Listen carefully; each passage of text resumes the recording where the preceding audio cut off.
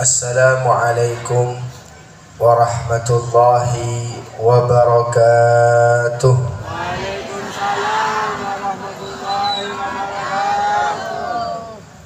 Betul kata Habib, orangnya banyak yang menjawab sedikit. Assalamualaikum warahmatullahi wabarakatuh.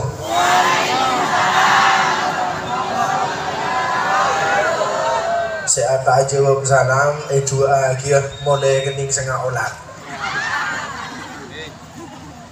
Marena mun panitia bedah sekening setengah olar berarti menikah tak jawab salam. Oleh Tuhan Habib, ngaminin Tuhan Habib. Alhamdulillah bi'adadi kulli hurufin minal Qur'ani harfan harfa. Alhamdulillahi Rabbil Alamin bi'adadi sufufil malaikati saffan saffa. Allahumma salli wa sallim wa barik ala Sayyidina Muhammad bi'adadi anwa'il utur. Allahumma salli wa sallim wa barik ala Sayyidina Muhammad bi'adadi alwaniz zuhur. Allahumma salli wa sallim wa barik ala Sayyidina Muhammad bi'adadi aswatit tuyur. Allahumma inna nas'aluka bihaqqi syahril haram wa bihaqqi baladil haram wa bihaqqi mash'aril haram wa bihaqqi masjidil haram wa bihaqqi qabri nabiyyika alaihi salam. Rabbi syrah li sadri wa yassir li amri wahlul 'uqdatam min lisani yafqahu qawli.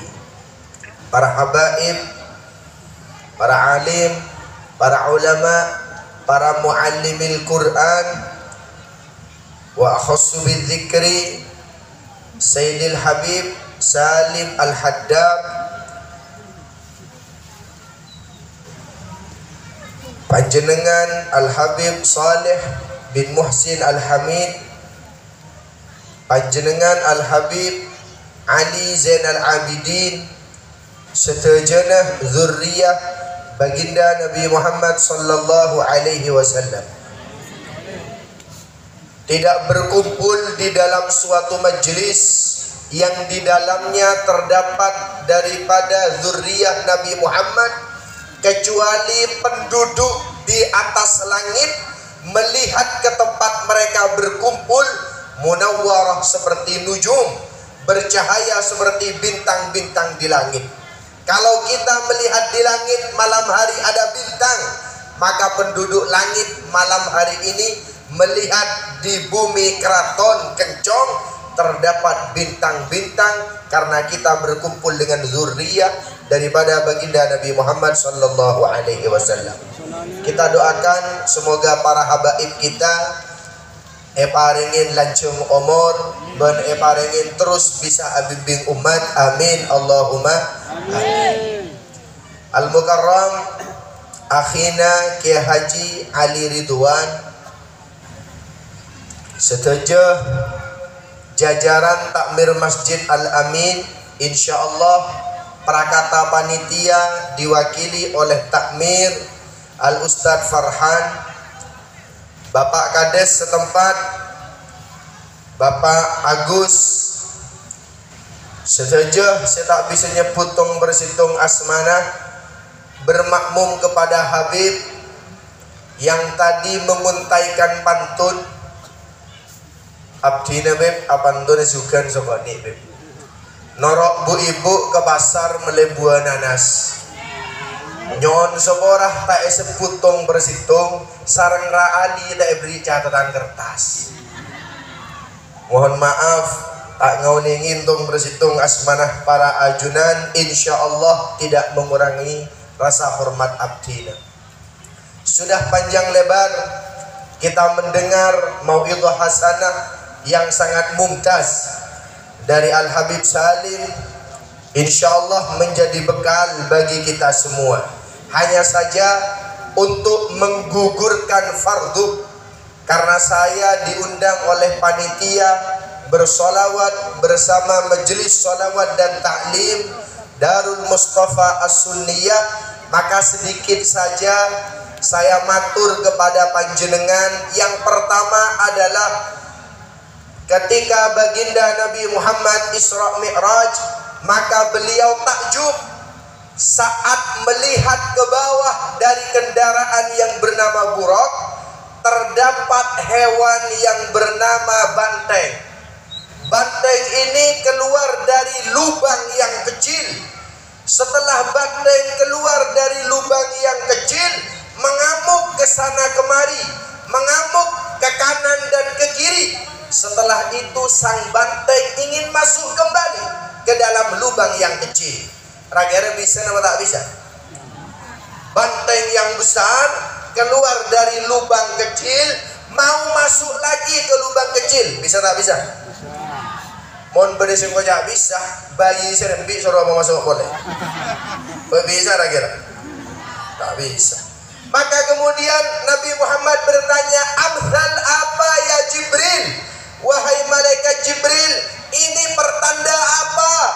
Ada banteng yang begitu besar kemudian keluar dari lubang kecil bisa, tapi ketika hendak masuk tidak bisa. Maka malaikat Jibril menjawab, ya Habiballah, wahai kekasih Allah, wahai Nabi Muhammad, ini adalah perumpamaan kaum panjenengan yang suka senang zenika. Padang zenika. Bani adep kelakian, adep kebinian. Oning nama zenika. Anjaan reng sebena lambe turah. Beda tak beda lambe turah. Ciri-ciri lambe turah. Ciri-cirinya, ada seorang ibu-ibu mau beli sesuatu di toko kelontong. Sebelum tiba di toko, dipanggil oleh tetangganya. Pak ngocak, tak ngiding gaben. Tak ngiding gaben. Apa masa tak ngiding gaben? Curo menipu di nebak. Yang awal mulanya hendak beli sesuatu di toko, hilang niatnya pas di arah sana. Beda tak beda? Beda tetangga si seneng arah sana. Sekarang masih nggak bisa maju kan? Malah serot benda ini. Kenapa? Karena tutur kata yang sudah keluar dari mulut seseorang tidak akan pernah bisa ditarik dan masuk kembali. Sebab apa? Penyesalan. Penyesalan. Kalau sudah meluncur untayan kata dari lisan kita, maka tidak mungkin akan kembali masuk ke lisan kita.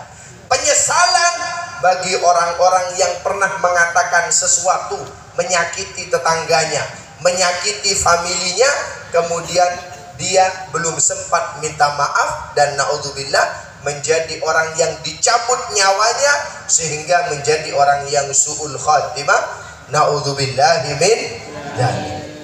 Kenapa demikian? Karena lisan yang mengeluarkan untayan kata lebih tajam daripada pedang. Seseorang yang luka karena pedang kemungkinan hanyalah cedera, kemungkinan hanyalah berdarah. Mon etambain ecapok pedang, etambain ecapok celurit, suatu hari pasti sembuh. Tapi walaupun orang yang sembuh daripada celurit, suatu saat dia tidak merasakan sakit. Akan tetapi orang yang hatinya pernah tersakiti dari lisan sesama muslim, maka sampai kapanpun luka tidak berdarah, luka tidak berupa luka, tapi nang atena peles jateng betul.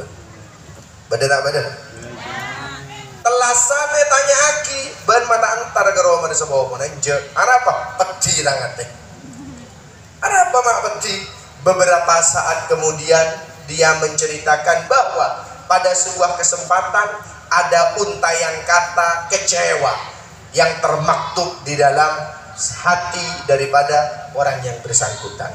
Maka kita lihat oleh-oleh Isra Mi'raj adalah sholat. Apa yang terjadi ketika kita belajar kitab fikih?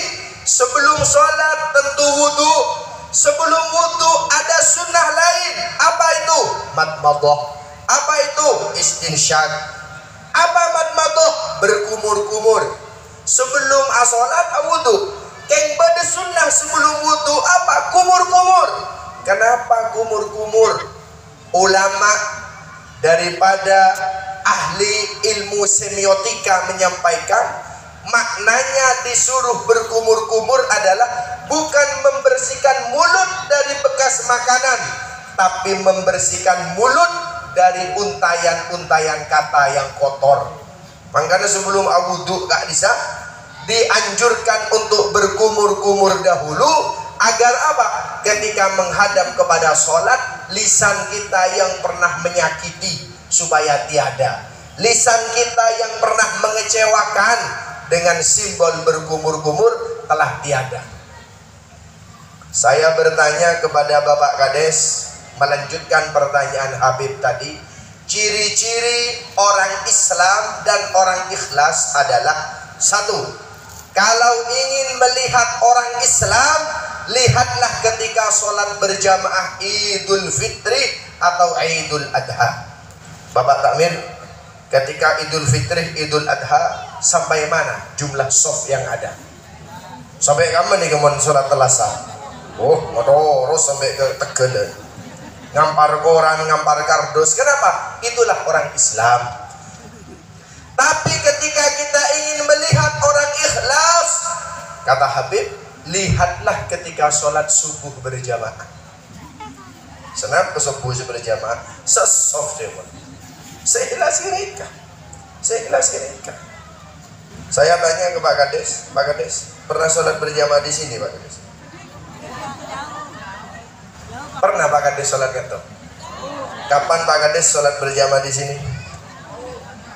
Insya Allah segera, sambil bawa aqua Pak Kades. Ibu-ibunya sambil Pak Kades. Kenapa? Kenapa daripada kita menentukan kata ulama, orang yang ikhlas lihatlah ketika 5 waktu. Tapi orang yang Islam lihatlah ketika ada momentum tertentu. Maka dengan demikian itu ciri yang pertama. Ciri yang kedua, kita lihat kita sholat tadi. Jam berapa kita sholat? Mun Habib Soleh Kak Dito, sholat duhur insya Allah kol 12. Karena aden kol 12 kurang seperempat. Habib Soleh sholat kol 12. Pada populera Ali, kita aden pun lengku gak ada di masjid. Tahun ini mun grup hadronika, grup hadro berisi nyaut setengah telur, penampilan meyakinkan, rokok eceran, coba aja ngelat telat. Makanya para deretan semun jagi Allah Subhanahu wa Ta'ala, kualitas seseorang dilihat bagaimana ketika dia sholat. Padahal sholat itu adalah komunikasi terbaik dengan Allah Ta'ala. Ketika ada orang sholat kemudian dia membaca Alhamdulillahi Rabbil Alamin, jawaban Allah Ta'ala, Hamadani Abdi. Allah Ta'ala bangga, ya Allah, jawaban Allah Ta'ala, wahai para malaikat, wahai para penduduk, lihatlah hambaku memuji kepadaku. Alam, alam. Ustaz Farhan, imam masjid sholat tarawih di Masjid Al-Amin, lebih laku yang sholat tarawihnya cepat apa yang lambat? Tak tanya ke sampean, tanya ke Ustaz Farhan. Lebih laku yang sholatnya cepat apa lambat? Ada mun lambat, pah aku tak laku je dana boleh. Apa suwi nang kene. Apa je dana? Apa nang masjid lain kowe lah. Nyari sepatas jati. Kenapa? Menentukan siapa kualitas kita. Ketika ada seseorang berniat ibadah sholat kemudian menganggap lama, maka itulah kualitas hatinya. Makanya Nabi Muhammad ketika Isra Mi'raj, yang pertama dilakukan malaikat Jibril adalah membelah daripada dadanya. Ra'aitu atharu dzalika fi sadrihi sallallahu alaihi wasallam. Kata Sayyidina Anas bin Malik, saya melihat bekas daripada porak malaikat Jibril dan Mikail di dada Nabi Muhammad untuk memurnikan hati Nabi Muhammad. Orang sholat Sekarang di beberapa masjid ada running tag, bahasa Bondowosonya running tag, bahasa Meloko no tulisan jalan, tulisan jalan di atas, mohon matikan HP. Akhirnya ketika sholat di masjid yang bagus ini, Allahu Akbar, wah atau ke atas, matikan HP. Payah teguh kita ibadah jadi. Wah bener tulisan boleh dilarang merokok di area masjid. Rokok mari sebab pas etempak sebut nih. Burung sih soal. Apalagi mbah-mbah, banyak mbah-mbah ketika sholat mukenanya dipakai di masjid, dari rumah pakai kaos bertulis naik putih mie sedap, dipakai mukenanya yang kuiro kona makmu masih putih bah ngocak kok pada akan mie sedap, karena melihat di salah satu punggung jamaah ada tulisan mie sedap. Bapak tukang setepan laut alakoh alhamdulillah berjamaah di masjid. Pah bertulis sang semin 3 roda kokoh dan meyakinkan. Pah ngocak duko mak beli semin gresik. Mangga namun asolat atenah pemurni degun ulama di depan kita jangan sampai ada tulisan apa-apa. Setan mengganggu dari depan, mengganggu dari samping, mengganggu dari atas, dari bawah dan dari belakang. Sholat hadiah daripada Isra Mi'raj, hati-hati. Karena banyak urgensi penting di dalam sholat. Para manten anyar, panjenengan, mbah mantan anyar lembek, masuk ke kamar manten malam pertama jam 9, oleh si kecil laden sobu. Ngocak si laki maladen ya. Perasaan ki buruan si masuk. Biasa manten anyar. Cingla tuah, Abu Bakpung ben. Ini hotel sebagai desa anda sampai sandak anda manten laju. Sama dengan orang sholat yang memadu romantisme kasih dengan Allah Ta'ala. Sholat luar biasa, Allahu Akbar, kosong. Sayyidina Ali bin Abi Thalib kalau sholat penuh dengan keringat. Sayyidina Ali Imamul Masyariqi wal Magharib, Ali bin Abi Thalib mun asolat ngeter kapi, ojong kapi. Etanya kiban para sahabat, ya khalifah, wahai khalifah, kenapa panjenengan penuh dengan ojong, penuh kalaban sumuh? Maka menjawab Sayyidina Ali, karena aku akan menghadap kepada Allah Subhanahu wa Ta'ala dan aku takut. Mun babu nah ada pacarapan. Rasanya membejeng. Mun bede makmum abeto berarti imam begini kah abid gelut. Ibu kok ini. Tarawihan kok habis boleh pecender betok boleh tak tenger teh imam pas mau sepak. Alif lam mim. Ada makmum mundur alon-alon.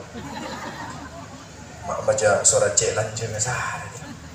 Maka kualitas seseorang dilihat ketika seperti malam hari ini Isra Mi'raj.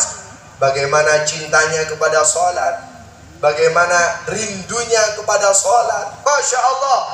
Ketika Isra Mi'raj itu pula Nabi Muhammad melihat ada seseorang yang wajahnya seperti bintang gumintang. Maka ditanya, wahai Jibril, siapakah di bawah itu wajahnya bercahaya seperti bintang? Maka dijawab oleh malaikat Jibril, itu kaummu wahai Nabi Muhammad, kaum panjenengan wahai Nabi Muhammad, yang begitu mendengar azan langsung berangkat ke masjid untuk sholat. Ngiding adzan langsung sholat, kelak dibangkitkan wajahnya seperti bintang. Punya Nabi Muhammad melihat. Ketika melintas lagi di sebuah daerah, Nabi Muhammad melihat ada yang wajahnya lebih bercahaya, kal badri, seperti rembulan. Maka Nabi bertanya, Jibril, ini siapa? Lebih bercahaya seperti bulan purnama. Maka dijawab, ya Rasulullah, ini adalah kaummu yang sebelum azan sudah berada di masjid. Mirip dengan ke Ali ini kan. Kan cuman gila ke Ali kita azan lebih dengan masjid kan ada. Maafan. seperti bulan purnama. Tapi sekoni, mak lebih sekoni, karena yang derajatnya seperti itu ya Rasulullah lebih sedikit. Nabi Muhammad melanjutkan perjalanan, ada yang cahayanya kasyamsi, seperti sinar mentari, engak matahari luar biasa. Maka ditanya, ini siapa? Ya Rasulullah, ini kaummu, belum adan, sudah punya wudhu, sudah sholat tahiyatul masjid, berada di dalam masjid. Maka dibangkitkan kelak, wajahnya seperti cahaya matahari. Rakyat Pak Kades, kanto pada bina pada kira. Matahari, rembulan, bintang atau belele. Sekebenar tak pada belele, kening sepul burung. Allahumma salli ala Sayyidina Muhammad, sallallahu ala Sayyidina Muhammad. Setelah sholat apa? Kita lihat kebiasaan Nabi Muhammad dan Sayyidah Aisyah. Apa kebiasaan Nabi Muhammad dengan Sayyidah Aisyah? Kalau sudah sholat, Sayyidah Aisyah musafahah, Sayyidah Aisyah nyabis, soan, salim kepada Nabi Muhammad. Mari sholat, salaman, nyabis ke Nabi Muhammad, minta sopa orang.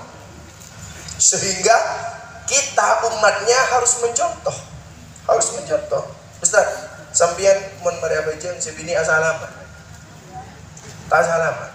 Bila terakhir sebini asalaman ke sampian? Cek naroknya. Ada pengalaman pribadi pada. Bila Pak rajin sampian terakhir asalaman ke sampian?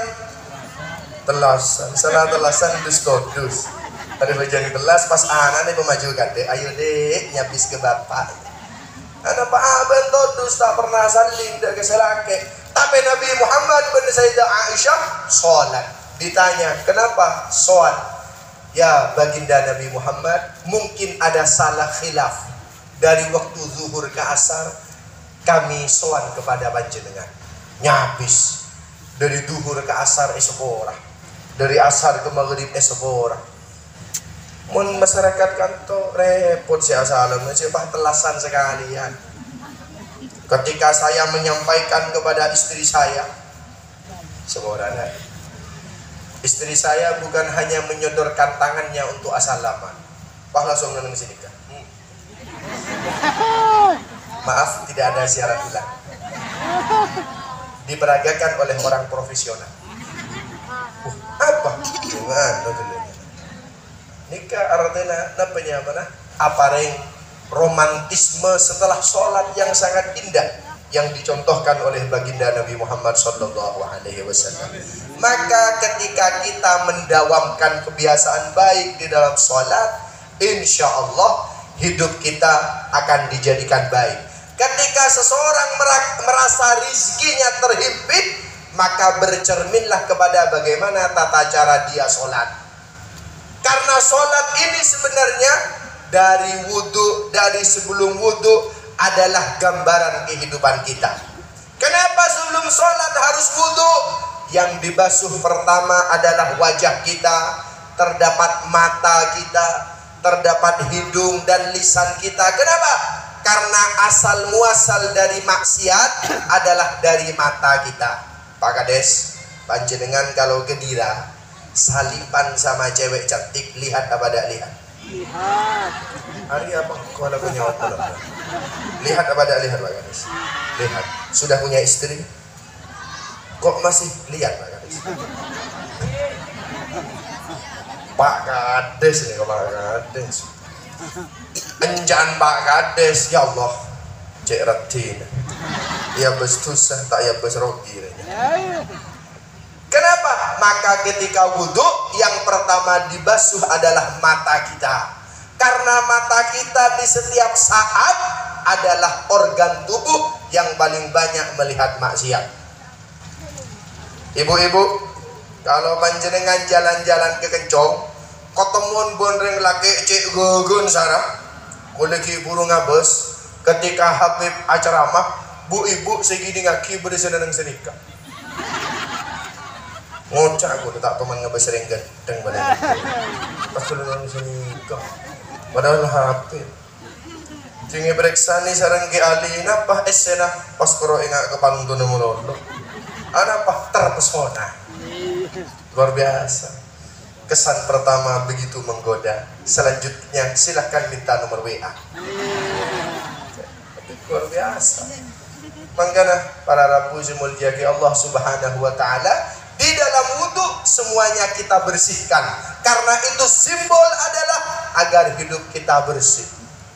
Hidung kita bahkan dianjurkan lagi selain sebagian dari kepala benenung otak. Sebagian kepala benenung otak. Kenapa?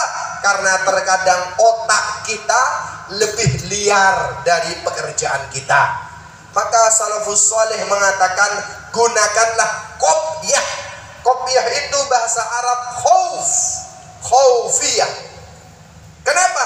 Terkadang pikiran kita lebih besar daripada isi kepala kita. Ngenangnya lebih rajah, pengeterona lebih rajah. Maka ketika berwudu, sebagian dari kepala juga harus diusap. Tangan kita kenapa diusap? Betapa banyak tangan kita sudah melakukan dosa. Rasulullah mengatakan dalam sebuah hadis, suatu hari akan ada kaum yang dia diam di rumahnya, tapi dia dapat menyebarkan kejelekan ke seluruh dunia. Sahabat waktu itu tak doke, nggak bisa. Bada orang neng romana, tapi bisa ala tusah ke seluruh dunia. Kalau dahulu tak masuk akal, mun sekarang masuk akal. Keluarkan HP, pas ketik www.youtube.com. Ada keluar kapi. Orang yang berada gedung lengkap, YouTube pada ke Brazil. Kenapa? Duduk di rumah, tapi fitnahnya ke seluruh alam dunia. Mangga ngastet, tangan kita ngastet. Kalau zaman dulu mungkin ini berkhianat, ini memukul, ini melakukan sesuatu yang hina dan lain sebagainya. Tapi perkembangan zaman membuktikan bahwa akan terdapat perkembangan dosa yang sebelumnya sudah ditafsirkan oleh baginda Nabi Muhammad. Telinga juga demikian. Berusaha ketika wudhu, apa? Ini kebiasaan lebur ngidingaki sesuatu yang tidak manfaat. Ngidingaki, ya Allah. Mun beda orang ngerasanan, masya Allah. Sebondel bulan panas kau pengen. Kenapa? Karena sekarang kemaksiatan merajalela dengan bantuan daripada setan yang bernama teknologi. Kaki kita melangkah ke tempat-tempat maksiat sangat mudah. Maka sebelum sholat perbaiki wudhu. Kata Al-Habib Segaf bin Hasan Baharun, siapa yang baik wudhunya maka baik sholatnya. Tapi siapa yang jelek wudhunya dipastikan jelek pula sholatnya. Maka mulai dari wudhu. Mun wudhu mapan luar biasa. Kenapa 3 kali? Karena Nabi Muhammad ketika disucikan sodrihi, dadanya, wa qalbihi, dan hatinya sebanyak 3 kali daripada malaikat Jibril dan malaikat Mikail. Maka semua itu adalah simbol pelajaran bagi kita bahwa momentum Isra Mi'raj baginda Nabi Muhammad ini banyak ayat-ayat Allah Ta'ala, kejadian-kejadian alam semesta yang perlu menjadi pelajaran mau'izah bagi umat manusia. Apakah bisa Nabi Muhammad dari Makkah langsung ke Sidratul Muntaha? Bisa. Nabi Muhammad tidak perlu dari Masjidil Haram ke Masjidil Aqsa di Yerusalem. Bisa. Dari Telem langsung ke Sidratul Muntaha bisa. Tapi Allah Ta'ala ingin menunjukkan banyak kejadian-kejadian di tengah jalan. Pada orang bini, tangan kanan nekuk makanan selezat lazizah, nekuk makanan senikmat luar biasa. Tangan sekacer nekuk makanan sebucok. Tapi yang dimakan sambil meneteskan air mata disiksa, yang dimakan adalah tangan yang kiri. Maka Nabi Muhammad bertanya, wahai Jibril, betapa naas perempuan ini. Dia memegang daging yang baik, makanan yang baik di tangan kanan, tapi makan dengan daging dan makanan busuk di tangan kiri. Siapakah ini wahai Jibril? Malaikat Jibril menjawab, ya Rasulullah, ini adalah perempuan-perempuan yang sudah punya suami, tapi dia masih punya epil. Mana epil? Pria idaman lain. Lebri keking semasak, lebri sehalal, kip nyari boleh. Ternyata lagi an bodegiah mencari uil wanita idaman. Beda banyak dia kata, banyak kepi kata. Maka dengan demikian melalui momentum Isra Mi'raj ini, ayo perbaiki kualitas hidup kita, meniru baginda Nabi Muhammad, suri tauladan yang sangat agung, yang sangat istimewa bagi kehidupan kita semua. Sekali toh pemator dari beten kaulah, jangan bangaborah menabi berdasaraban repot ajunan toh, putar aja. Tak apal juga nih ya. Jangan bangaborah menabi berdasaraban repot, nasrum minallah wa fathum qarib, wallahul muwafiq ila aqwamit thariq. Assalamualaikum warahmatullahi wabarakatuh.